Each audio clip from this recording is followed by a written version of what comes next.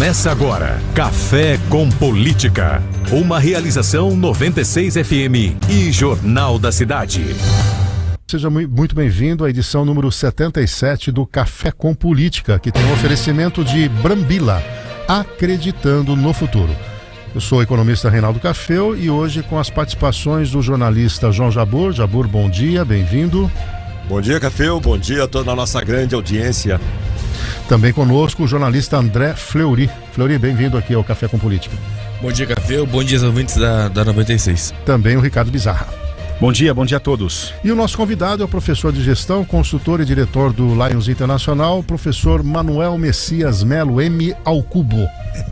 Bom dia, Cafeu, bom dia aos ouvintes, bom dia a Fleury, ao Bizarra e também ao João Jabbour. Muito bem, obrigado aí pela presença. O Messias fica conosco aqui. Nós vamos analisar aí o cenário da política nacional, estadual, local.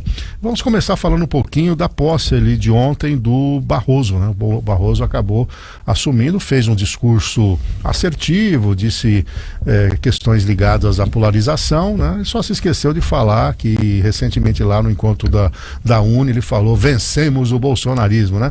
Mas foi todo um converscote e tudo mais, e acabou depois com a cantoria, Jabbour, é isso? Com o Diogo Nogueira, né? O Barroso até soltou a voz ali, né? Isso, foi o que eu li hoje de manhã, né? Eu não fiquei acordado até essa hora. Não, eu vi no TikTok. Já está editado, já tem a imagem dele cantando com o Diogo Nogueira. Mas são 2 anos de mandato, né, Jabbour, que tem aí pela frente ele com o Fachin, e o perfil do Barroso é um pouco mais midiático do que a Rosa Weber, né? E ele tem aí uma função importante, que é tentar uma pacificação, né, de tudo isso que está acontecendo. E tem uma resposta lá do Congresso agora querendo se contrapor às decisões do Supremo. Quer dizer, a gente precisa acabar um pouquinho com essa disputa de poder, né? É verdade, você colocou 3 coisas importantes, né? Primeiro, essa resposta do Congresso, que acabou de aprovar um projeto de lei do marco temporal para contrapor a decisão do Supremo, que derrubou o marco temporal da demarcação das terras indígenas. Tem também aí uma PEC agora que vai submeter as decisões do Supremo ao Congresso, né? Uma PEC maluca que deu entrada ontem, que evidentemente também é para fazer fogo de encontro, como se diz aqui no nosso interior. E agora, ele especificamente como presidente, o que se espera dele é um pouco menos desse mediatismo que você citou, né? Porque ele é presidente, ele já falou essa bobagem lá atrás, né? Esse desabafo da vitória, vencemos o bolsonarismo, etc. Isso não cabe para um ministro e muito menos para um presidente de um tribunal, né? Se expressar dessa forma. Então, ele que está dizendo que vai para pacificar, ou quer pacificar as relações entre os poderes, tem que ser muito mais discreto, tem que usar o estilo Rosa Weber, manter a sua capacidade de trabalho, mas o estilo Rosa Weber para tentar conseguir alguma coisa. Então vamos aumentar a audiência aqui da nossa Café com Política, trazendo Luiz Roberto Barroso em cantoria com Diogo Nogueira.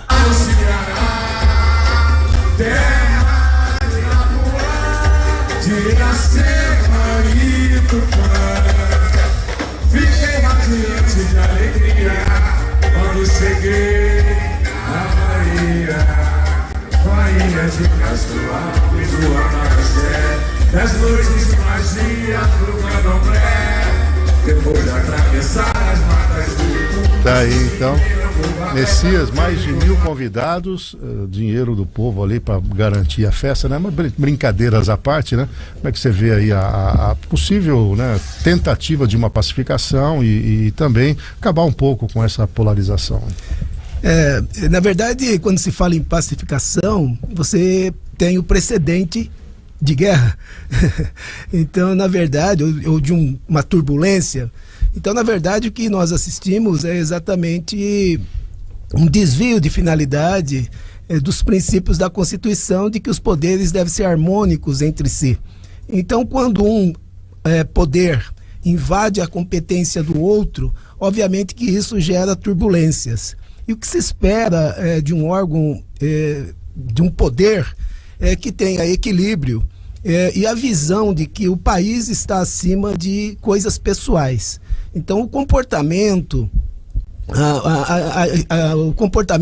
a forma de se pronunciar, a forma de se comportar, enfim, aquela liturgia que os cargos dos poderes públicos exigem, deve vir à frente. quando eu falo coisas que não são compatíveis com o cargo que ocupa, isso gera naturalmente turbulências. E aí nós assistimos hoje o Senado Federal legislando como deveria sê-lo, contrapondo-se a decisões judiciais. E eu quero trazer só um ponto nessa questão, que reportar ao pluripartidarismo.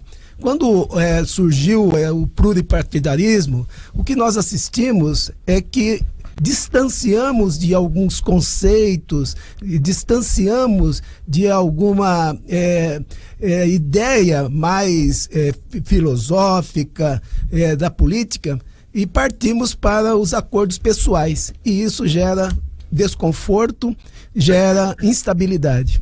Agora, Fleury, você que tem acompanhado aí o noticiário, é óbvio, né, que o Supremo ele acaba decidindo certas questões provocados, né? E boa parte provocado, inclusive, pelos partidos políticos. Ele perde lá no Congresso, vai para o Supremo. E agora tem esse movimento do próprio Congresso dizer, olha, tá bem, se lá estão tomando algumas decisões, nós teremos o poder de vetar aqui também.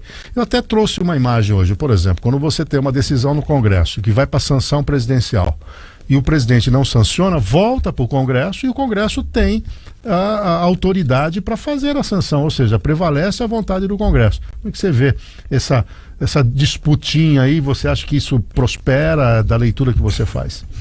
Veja, Café, eu acho que é evidentemente inconstitucional essa PEC, né? Ela tá mexendo lá nas competências do Congresso, na Constituição, e fica um cenário meio estranho, porque afinal de contas, se o Congresso aprova uma PEC dessa e o Supremo fala assim, não, isso aqui é inconstitucional, né?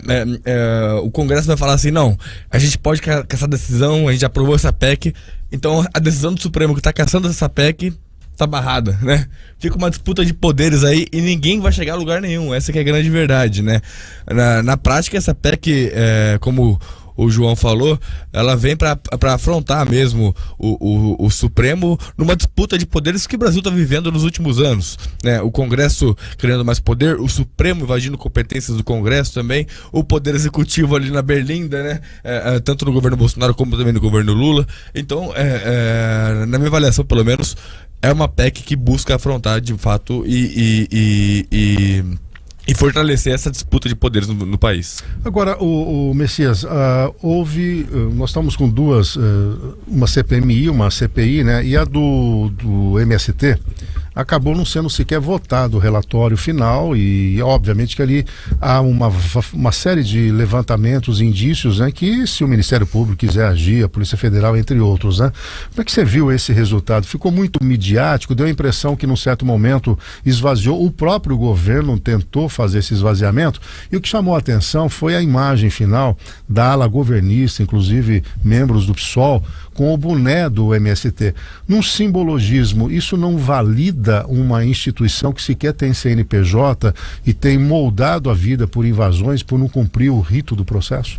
Esse é um dos problemas que temos no Brasil. A relativização da norma, da lei. Então nós aceitamos coisas que caminham à margem da lei por uma questão de interesse social que é bem discutível na forma que é feito. Obviamente, quando isso vai para uma CPI, se abre um pouco mais as ações em determinadas partes do país do movimento do Sem Terra, por meio das suas ideologias. E isso é preocupante. Quando se chega a uma CPI e se colocam na cabeça de um representante do povo, que foi eleito pelo povo, um símbolo daquilo que haja à margem da lei. Essa é a preocupação. E a mensagem subliminar que se manda à sociedade como um todo. Eu posso viver à margem da lei, que isso é legal. Então, me parece que faz parte de todo o processo de incompatibilidade, de comportamentos de pessoas que estão ocupando cargos públicos. Muito bem, você está acompanhando aqui o Café com Política. Hoje, o nosso convidado, Manuel Messias Melo, aqui na mesa o André Fleury, o João Jabu, Ricardo Bizarra, e eu sou o Reinaldo Café. Mandar um abraço ao Jurandir Poço, que sempre acompanha aqui, mandando um abraço para o Coronel Messias. Jabu. Só a título de informação, Cafeu, essa CPI terminou na última terça-feira sem a votação do relatório, né? Porque o prazo foi expirado e agora a expectativa é que o presidente da Câmara, Arthur Lira, prorrogue por mais um tempo para que pelo menos o relatório seja votado. Só para fazer esse registro. Deveria ser por norma, né? Porque você tem que votar de alguma maneira. Pode até perder no voto ali, mas foi rejeitado o relatório. O que se começa tem que se terminar. Exatamente. Um deputado pediu vista e a vista era por 2 sessões ordinárias, as sessões não ocorreram, então o prazo se expirou. O Messias, agora falando da outra CPMI, nós tivemos o depoimento nessa semana com grande repercussão do general Heleno, né? Tentaram ali ficou bem claro, né? E quem acompanha criticamente, e sem aqui coloração partidária, quem acompanha viu que com o G. Dias, tudo meio ensaiado e a relatora, né? Alisando em favor do pelo, com o general Heleno tentando nas pegadinhas, né? Você viveu nesse meio, né? Você é um coronel, você tem todo esse ambiente militar. Você acha que essa chegada dos militares em cargos estratégicos, ocupando algum tipo de cargo, de alguma maneira, compromete ou coloca em xeque a própria instituição ou não? Esse tipo de comportamento faz parte da sociedade, independentemente de você estar ou não na polícia, ter uma hierarquia, você tem que ter uma participação política. Não, eu vejo que as instituições permanentes, como são as Forças Armadas, elas têm que ser uma instituição de Estado e não de governo, que há uma separação muito forte nisso. Quando você sai de uma organização do Estado e passa a atuar no governo, naturalmente a parte política passa a ser considerada. Porque uma política de uma instituição de Estado, ela é mais formal, ela é estabelecida por parâmetros que são diferentes dos parâmetros políticos partidários, né? Então, nós temos que pensar muito bem sobre isso, né? A ideia de usar tecnicamente alguém de instituições de Estado para melhorar serviços públicos é muito importante, porque há muito conhecimento e muita capacidade para a gestão.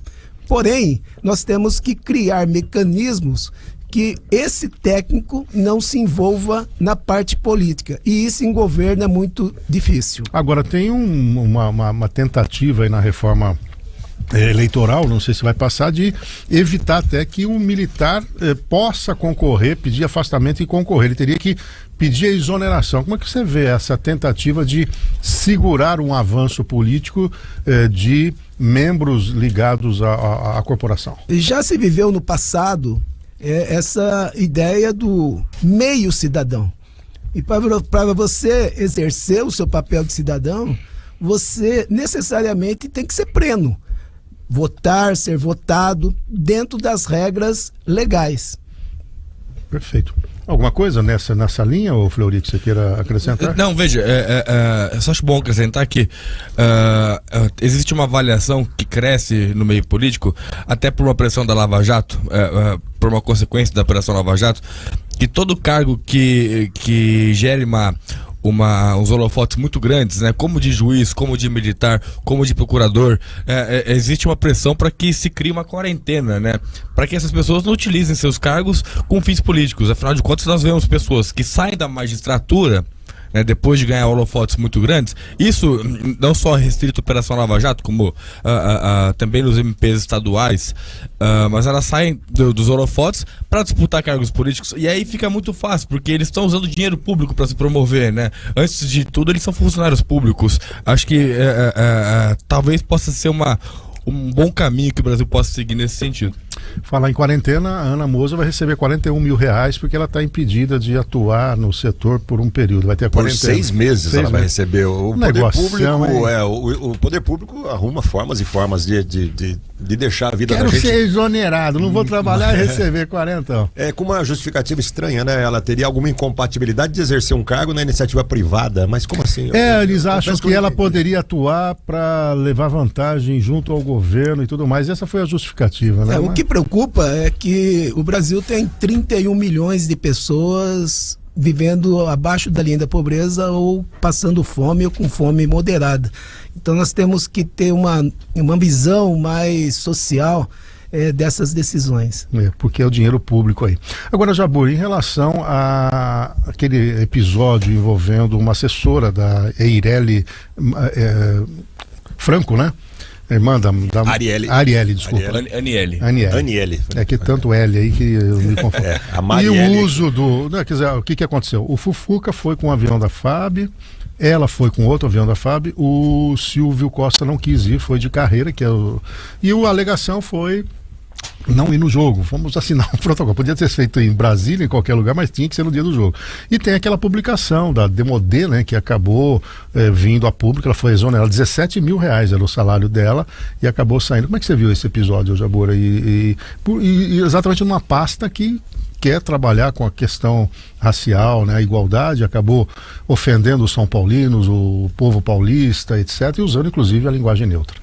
Eu acho que tudo começa quando a Aniele, a irmã, né, da Marielle, ganha um cargo como quase que um prêmio, né? Porque qual o seu mérito? Eu era a irmã da Marielle. Exato, para mim que como se fosse uma compensação. Como é que se diz? Tem uma palavra que me prêmio de consolação.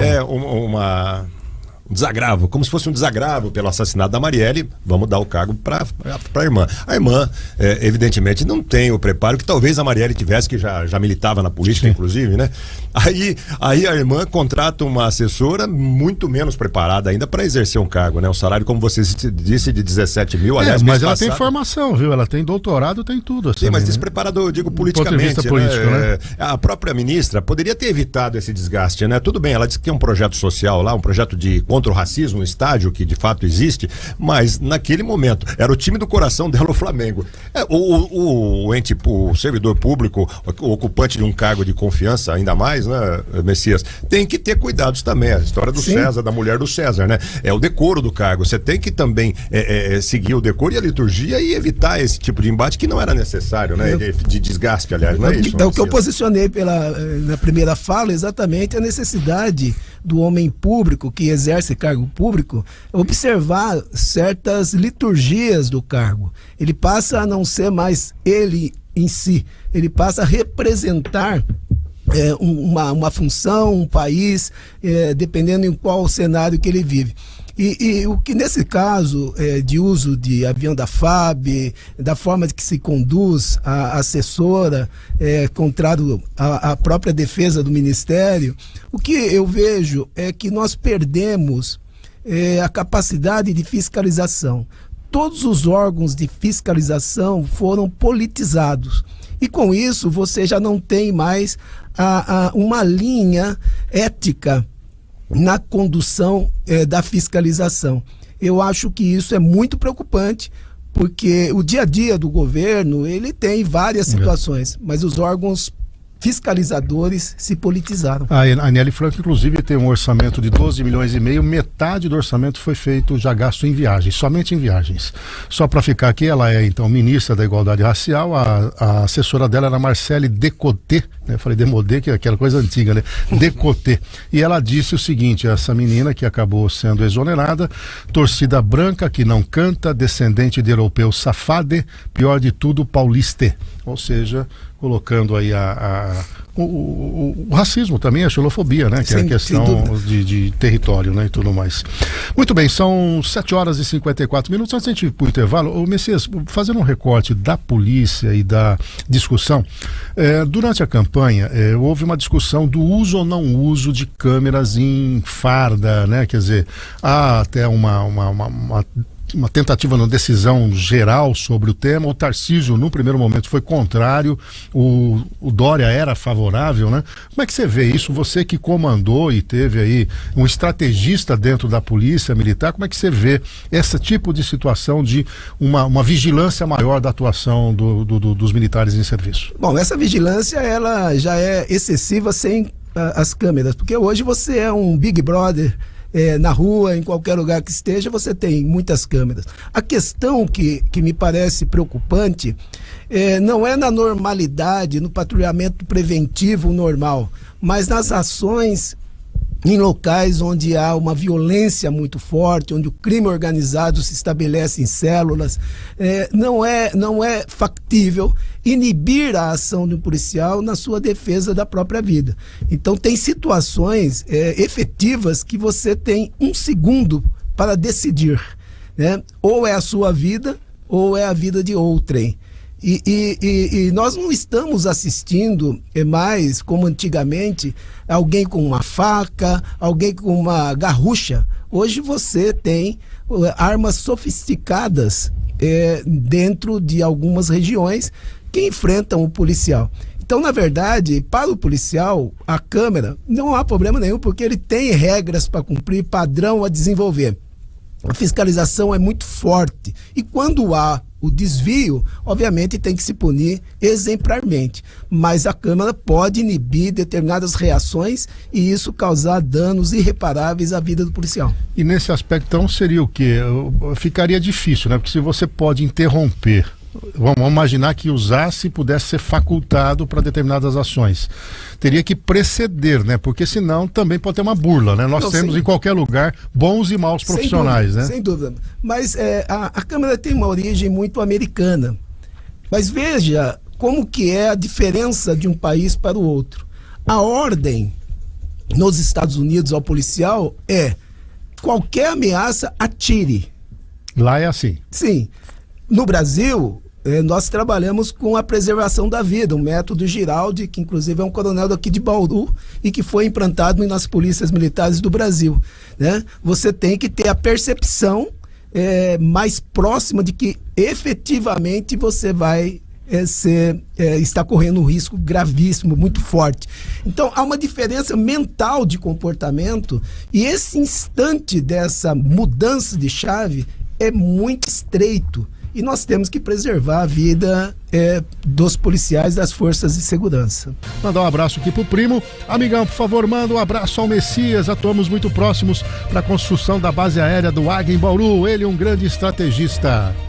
Muito obrigado aí, ó. Primo Mandialardo. Primo, grande amigo. Trabalhou muito junto conosco na base da aérea de Bauru. Aqui o Rui Rocha já antecipando a nossa pauta, quer saber sobre a sua opinião sobre a ingerência, subordinação ali na Câmara Municipal. Arnaldinho Ribeiro, professor, bom dia, parabéns pelo programa, mande um abraço ao querido professor Manuel Messias. Obrigado, pode se Arnaldo. candidatar, viu, Messias, você já tá bem, viu? Não é minha praia. Não é tua praia, né? Como é que é? Me inclui fora dessa, né? Paulo Milreu precisa de mais anarcocapitalista para apimentar as discussões, menos estados, menos que o mínimo. Tá aqui a posição do Paulo Milreu também. E ontem, né, Fleury, nós tivemos ali aquela audiência pública que a Comissão de Fiscalização e Controle trouxe, e o convidado foi o Canova, eu acompanhei, você também. Vamos trazer um resumo para nossa audiência do que aconteceu ali, as novidades em torno do possível acordo da Coab com a Caixa Econômica Federal. Vamos lá. Bom, o Canova ontem lavou a alma, né? Ele, enfim, teve a possibilidade de explicar a saída dele da Coab, onde ele ficou durante 1 ano e 10 meses. Teve uma saída um pouco conturbada, nunca foi muito bem explicada ali. E ontem ele teve, enfim, a oportunidade de se manifestar. Basicamente, o Canova falou o seguinte: ele nunca foi contra o acordo da Coab com a Caixa. Para quem não sabe, a Coab tem uma dívida bilionária com a Caixa e que agora está sendo negociada através dos créditos do Fundo de Compensação de Variações Salariais, do FCVS. Existia uma postura da antiga gestão da Coab em levantar eventuais controvérsias sobre essa dívida, né? Devo, não nego, pago quando puder e o que for devido, né? De fato, existem alguns valores ali que são controversos. Há quem diga que a Caixa cobra valores em duplicidade, que cobra valores que já foram quitados lá atrás. E o Canova falou justamente sobre isso. Ele diz ter sido proibido pessoalmente pela prefeita sobre divulgar esses levantamentos. Reiterou as afirmações de que o assessor de gabinete da Suelen, o advogado Daniel Fernandes de Freitas, interfere nos trabalhos de uma série de pastas, entre as quais a Coab. E revelou uma coisa muito interessante. Essa foi a bombástica. Que a prefeita queria nomeá-lo procurador-geral do município. É claro que a nomeação, até que transite em julgado uma ação que contesta esse cargo aqui em Bauru, ela é de livre nomeação e exoneração. Mas diante da série de crises que a gente tem, pega muito mal, né? O que ele disse é que houve um pedido da prefeita para que o Marcelo Castro, né?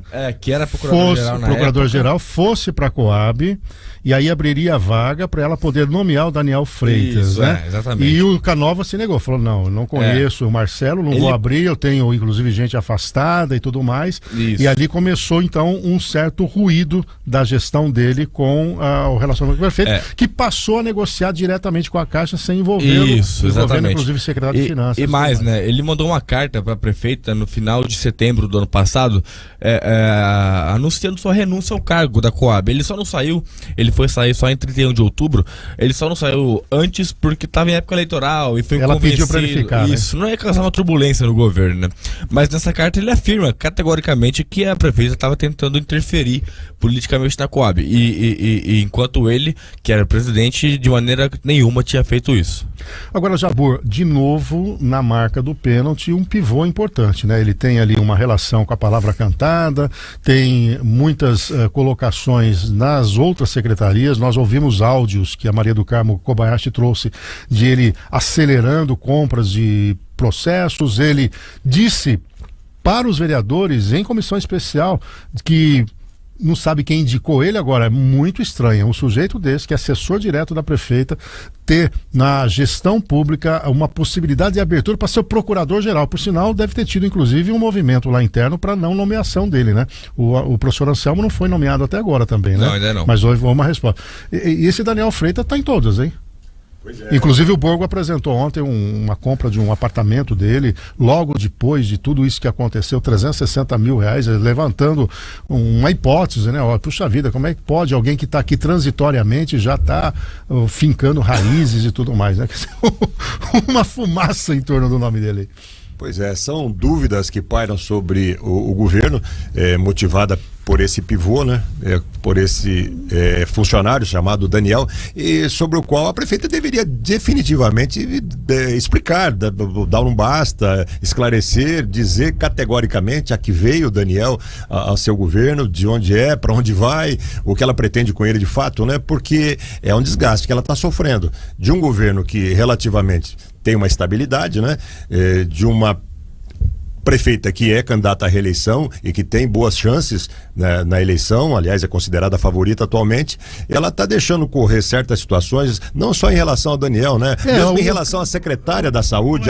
Então, por que ela está trazendo um problema na saúde também, que é a Júlia Putomati, né? Quer dizer, com agora ações do Ministério Público, e tem problema de prestação de contas em São Carlos, quando ela esteve por lá. Quer dizer, é trazer problema para o seio do governo, né? Isso, não é bom. O Messias acho que pode até dizer do ponto de vista de gestão, né, o quanto isso atrapalha o bom andamento das atitudes que devem ser tomadas. Era a pergunta para ele mesmo. Então eu passo já está aí, passando a bola. Na verdade, porque você tem o líder, né? Você é a liderança, você tem que ter controle, mas você tem peças, e quando você confia em algumas peças, você quer colocá-lo em vários locais. Só que essa peça também tem que funcionar a contento, e me parece que não é isso que nós estamos observando. Sob a ótica de gestão, naturalmente não é uma boa prática essa colocação de pessoas e lideranças em lugares em que vai gerar dúvidas à ética da sua gestão, né? Isso é um valor nas empresas, deveria ser um valor nos órgãos públicos, né? Me parece, ontem até conversando com um amigo em particular, que nos preocupa muito quando pessoas que não têm histórico com a cidade assumem cargos relevantes dentro da administração. Não um cargo político eleito pelo povo, mas aqueles nomeados. Em comissão. Em comissão. Isso nos preocupa bastante, porque há uma insensatez em relação às coisas da própria cidade dentro do seu histórico de desenvolvimento, das suas necessidades. Isso me preocupa. E eu digo na gestão, Café e Jabor, e isso serve para a gestão pública, a história da mulher de César. Não basta parecer ser, tem que ser, né? Então, na verdade, quando há dúvida, o princípio básico de um CEO é afastar do cargo até que se estabilize e gere confiança, porque os seus atos impactam toda uma cidade, no caso do gestor público. E aí são dois fatores, né, Fleury, que podem pegar, né, e aí tira um pouco o eixo num ano antes das eleições, né, que é essa questão envolvendo o Daniel. Certamente os vereadores vão colocar lupa sobre a atuação dele, a vida pessoal e tudo mais, a vida regrada dele, e também da Júlia Putomati, né, porque todos nós sabemos que ela vem com um time indicado pelo Kassab, que é exatamente o cacique do partido da própria prefeita. Aí você começa a indagar, pô, peraí, bancar essa equipe toda que está mexendo com a estrutura de licitação, ao mesmo tempo não tem as contas devidamente prestadas, Ministério Público investigando, quer dizer, você está num ano de eleição, você vai peitar isso a troco de quê, né? Aí começa a dar uma perspectiva, né, Messias, também Sim. de ilação sobre tudo isso. Voltando um pouco ao que o Jabur colocou, da estabilidade que se vive na parte política, visando a eleição futura e tal. Eu lembro uma frase de um político antigo, eu gravei isso há muitos anos, que a política é uma nuvem e ela muda muito rapidamente dependendo do vento que está tocando, né? Então, o que se exige do órgão público, do poder público, é a transparência.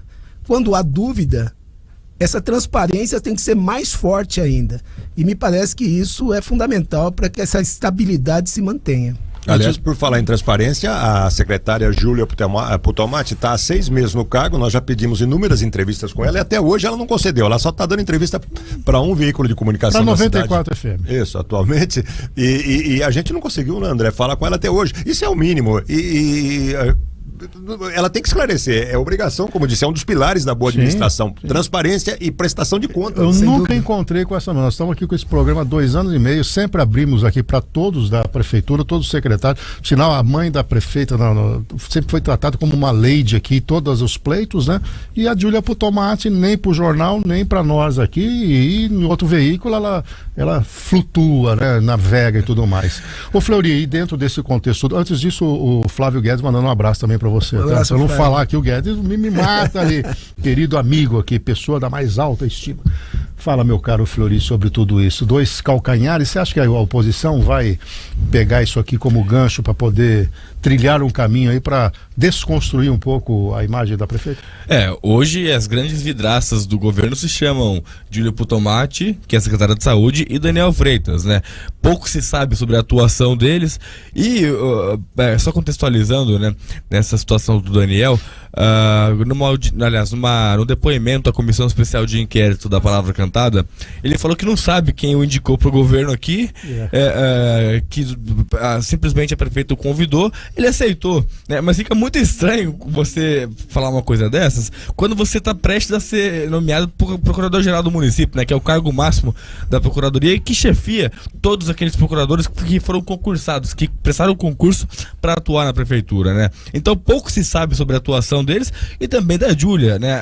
Dentro da própria Secretaria de Saúde e do Poder Público como um todo, existe uma dificuldade dos próprios servidores de conversar com essa secretária. Chegaram a falar até em assédio moral, viu? Chegou informação pra gente, não tem como comprovar, né? E isso foi dito também na Câmara Municipal, foi dito aqui nos nossos microfones por vereadores, e chega pra gente aqui, como vem anônimo, a gente, né, nem sempre consegue apurar, né? Então isso é muito ruim, né? Agora, Messias, em relação ao Canova, né? Ele tem um passado fantástico, um sujeito que prestou um relevante serviço à Coab, e de certa maneira ontem ele deu a impressão de se sentir aliviado. Ele que faz parte aí de toda uma história dentro da polícia, você deve conhecer muito bem, né? Uma pessoa aí do bem e que quis auxiliar a cidade e me parece que não teve espaço para fazer o trabalho como deveria ter sido feito, né? Sim, o Canova conheço há mais de 30 anos e trabalhamos juntos e sei da sua retidão, do seu comportamento enquanto gestor. Ele nunca aceitaria qualquer ingerência dentro da sua competência, até porque ele tem que preservar uma história construída. Eu me reporto a quando foi a primeira vez presidente da Coab, dentro do governo Tidei de Lima, me parece, ele saiu também por discordar. Foi Tidei ou Nilson? Foi Tidei, né? Ele saiu também da Coab por discordar de determinadas decisões e que ele não assinaria. Então, esse é o perfil do Canova, um perfil gestor técnico, que não aceita ingerências, principalmente ingerências que não vão contribuir com as coisas. Me lembro aqui do Tidei ter dado aquele desconto lá no núcleo Meridota, que depois gerou uma dívida. Não sei se você se lembra disso. E uma disso. ação no Tribunal de Justiça. No Tribunal de Justiça, que não poderia ter dado aquele desconto. 20%. Exatamente ali. Fleury, você tem alguma notícia fresca aí, é isso? Só repercutindo aqui, Café, na esteira dessa polêmica em torno da nomeação do Daniel para a Procuradoria-Geral, a Associação dos Procuradores Jurídicos de Bauru, a PJMB, acaba de divulgar uma nota, né, reiterando a importância do projeto de lei que eles elaboraram e encaminharam para a prefeita, que regulamenta a Procuradoria-Geral aqui no município. Para quem não sabe, a gente não tem uma procuradoria estruturada ainda, é mais ao que tudo indica o departamento, né? E essa procuradoria regulamentada, ela evitaria justamente essas ingerências, né? Valorizaria aqueles servidores de carreira em detrimento da nomeação de cargos comissionados. Essa nota acabou de ser divulgada. Perfeito. Lembrando então que o José Roberto Anselmo, que foi aí indicado para ser procurador, não foi nomeado ainda, né? Então tem um limbo aí, e agora juntando tudo, o espaço estava sendo aberto mesmo para o Daniel Freitas, e houve aparentemente um movimento interno dos procuradores para evitar isso. E para reforçar, tem uma informação recebida há instantes até, de que o Zé Roberto Anselmo não será nomeado mesmo procurador-geral. Não, por iniciativa da prefeita. Ela que pode fazer isso, né? Não, agora, ele poderia não ter aceitado. Não, claro. Não é o caso. Não, é por iniciativa do governo mesmo. Perfeito. Essa é uma informação que precisa ser confirmada, mas casa com os fatos, né? Agora, Messias, nós temos as eleições do ano que vem, e sempre que a gente conversa com todo mundo, e até mesmo aqui, o pessoal, nós precisamos colocar um gestor, né? Eu até critico aqui diariamente, né, a questão de não ter um indicador, né? Não tem um secretário que vai acordar hoje cedo e vai falar assim: eu estou trabalhando para que esse indicador melhore. Então, na saúde não tem nada, na finanças para diminuir inadimplência, a gente poderia elencar vários. Só que na hora da eleição, a população não olha muito a figura do gestor e vai muito do carisma, vai muito por questão às vezes do gênero, vai por questões da religião e tudo mais. E nesse quadro, né, a prefeita, ela surgiu, né, e cresceu exatamente porque os dois que estariam à frente não foram capazes de fazer uma leitura adequada. Ela vem com a pegada bolsonarista e ao mesmo tempo mulher negra, repórter, evangélica, e ainda disso ocupando muito bem a área de comunicação e da internet, e agora ela já é uma realidade. Agora, pro ano que vem, a gente fala, puxa vida, a cidade precisa de gestor. Mas aí você não encontra alguém que combine as duas situações, de ser um gestor e ter o carisma. Como equacionar isso? É difícil, né? E eu queria a sua visão da estratégia, né, que você tem que ter para esse tipo de situação. A grande questão, Café, que no mundo político, né, quem elege o gestor público ou o prefeito, no caso de uma cidade, são a maioria das pessoas que vivem efetivamente em grandes conglomerados de casas populares e periferia, de uma forma geral. E não há inconveniente nisso, até porque ali está a maior parte das pessoas que precisam mais do poder público. Então, como político, muitas vezes, ele não age como um gestor, que tecnicamente deveria ter indicadores, ter plano de curto, médio e longo prazo. Bauru não tem de médio nem longo prazo, muito curtíssimo prazo. Então, o gestor político, ele consegue chegar a esses grupos, a maioria de votos que se tem, com pequenas ações que tocam mais diretamente ao morador.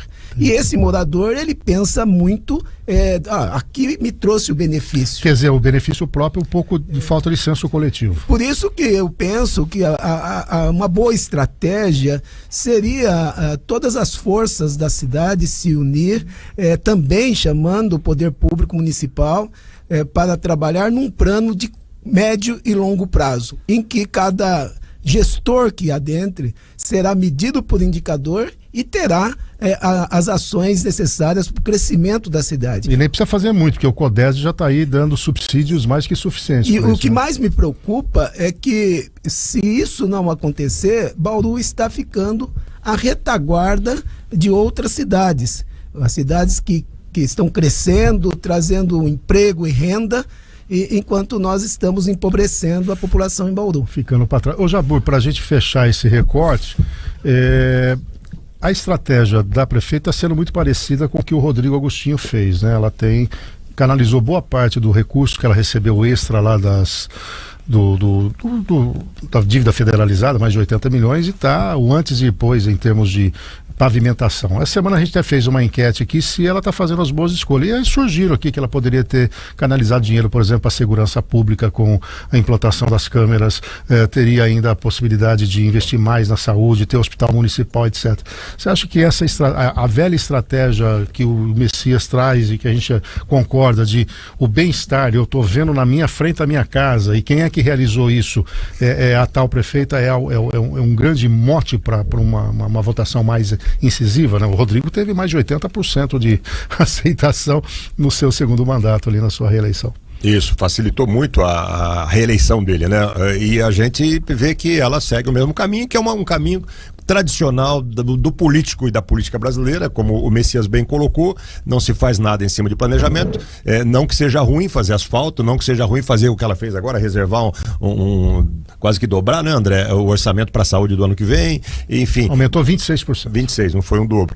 Mas isso tudo não vai ter uma solução de continuidade depois, né? O ano que vem, caso ela não se reeleja, o outro prefeito certamente terá outras prioridades e outras metas.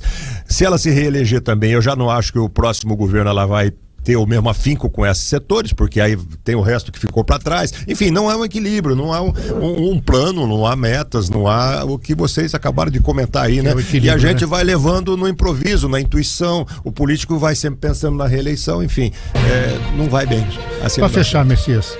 Eu quero só complementar o que o Jabur colocou, porque quando você pode aumentar o orçamento, mas se não houver um controle, não houver indicadores para medir, esse dinheiro sai pelos dedos. Então, para encerrar, eu gostaria de agradecer a equipe pelo convite e dizer que nós nos preocupamos com a nossa cidade, que é Bauru, onde nós nascemos, e temos que trabalhar para que ela cresça. E parabéns pelo trabalho lá na diretoria internacional do Lions. Obrigado, nós estamos participando, sou o 23º brasileiro em 100 anos a ter um cargo como esse. Estamos participando diretamente das decisões mundiais de Lions, que é uma organização muito grande, 1.400.000 associados, 215 países. Foi duro pegá-lo aqui no Brasil para trazer para o programa. Deu certo. Professor Manuel Messias Melo, obrigado aí, um abraço para você. Jabur, preparando já o jornal, tudo certo, rapidinho? Tudo certo para amanhã, boas notícias e até breve, bom final de semana a todos. Obrigado, Florinho, pela presença. Obrigado a todos e até a próxima. E você também que acompanha o Café com Política. Semana que vem, está confirmado o Dani Alonso? A princípio sim, vamos bater o martelo no começo da semana. Provavelmente aqui então a deputada estadual Dani Alonso conosco na semana que vem. A você uma excelente sexta-feira, um ótimo final de semana.